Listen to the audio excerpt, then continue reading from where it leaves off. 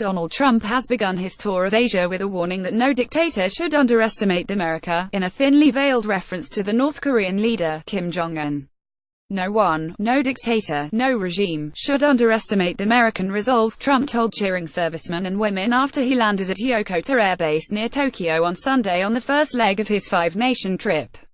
"You are the greatest threat to tyrants and dictators who seek to prey on the innocent," he said, adding that authoritarian regimes could also take the route towards prosperity and peace. "No nation should ever underestimate American resolve," said Trump, who did not refer to North Korea by name. "Every once a while in the past they underestimated us. It was not pleasant for them, was it? We will never yield, never waver, and never falter in defense of our people, our freedom and our great American flag."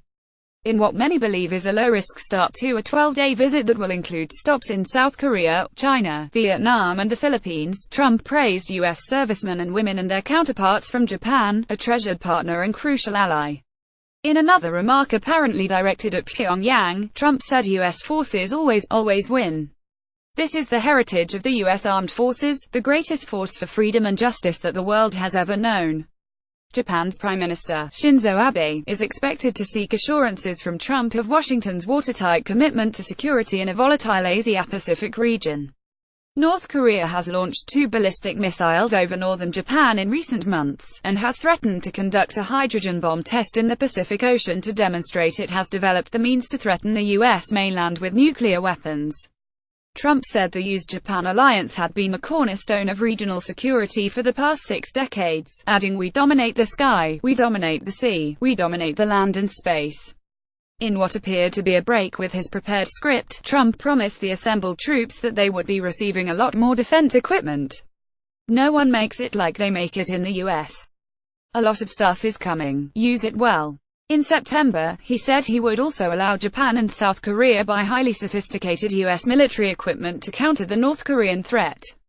After addressing troops, Trump traveled by helicopter to a private golf course north of Tokyo for an informal lunch with Abe, followed by 9 holes with world number 4 Hideki Matsuyama.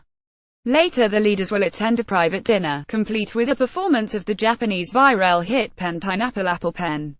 On Monday, Trump, accompanied by the First Lady, Melania, will meet Japan's Emperor and Empress. Later he will hold talks with Abe and meet relatives of Japanese citizens who were abducted by North Korean spies during the Cold War. Japan is the least testing stop on Trump's trip, the longest Asian tour by any U.S. president since George Bush in 1992.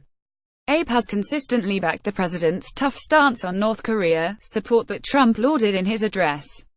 "Japan is a treasured partner and crucial ally of the United States, and today we thank them for welcoming us and for decades of wonderful friendship between our two nations," he said, after swapping his suit jacket for a bomber jacket. "On behalf of the United States of America, I send the warmest wishes of the American people to the citizens of this remarkable country." But he can expect a more cautious welcome from the South Korean President, Moon Jae-in, when he arrives in Seoul on Tuesday. Trump's bellicose rhetoric targeting Kim Jong-un has unsettled Moon, a liberal who this week said no military action should be taken on the Korean peninsula without his consent. Trump defended his provocative remarks about the North Korean nuclear crisis en route to Japan from Hawaii earlier Sunday. "We want to get it solved. It's a big problem for our country and the world, and we want to get it solved," he told reporters on board Air Force One. "And there's been 25 years of total weakness, and so we're taking a very much different approach," he added, without giving details. He said he planned to meet the Russian President, Vladimir Putin, during his trip. "I think it's expected that we will meet," he said. "We want Putin's help on North Korea." The tour comes at a precarious moment for Trump. A few days earlier his former campaign chairman was indicted and another advisor pleaded guilty as part of an investigation into possible collusion between his 2016 campaign and Russian officials. Jonathan Pollock, a senior fellow at the Brookings Institution in Washington, said the trip comes at a very inopportune time for the president. "He is under growing domestic vulnerabilities that we all know about he said. The conjunction of those issues leads to the palpable sense of unease about the potential crisis in Korea.